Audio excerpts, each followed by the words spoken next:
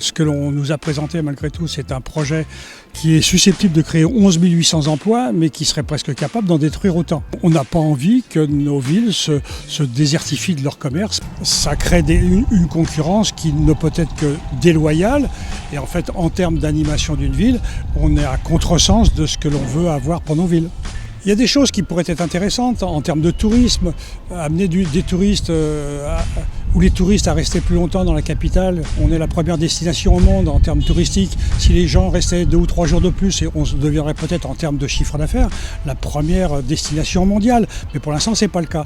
Moralité, effectivement, ces emplois au regard uniquement du centre commercial, parce qu'il n'y a pas qu'un centre commercial, il y a un centre commercial, 500 boutiques.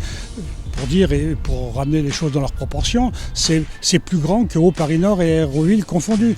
Donc c'est l'équivalent, en l'occurrence aujourd'hui, d'un risque de perdre pratiquement 3000 emplois d'un côté, 2005 de l'autre, c'est 5500 emplois uniquement sur les 2 centres commerciaux. Et je ne vous dis pas les conséquences dans des artères de cette nature. Tout ceci se fait au détriment de ce que peut être l'harmonie d'une ville, mais ce n'est pas la préoccupation du groupe Auchan, et c'est pour ça que j'en suis toujours à dire que la collectivité légitime en termes d'aménagement du territoire, malheureusement, a été particulièrement absente pendant le débat public.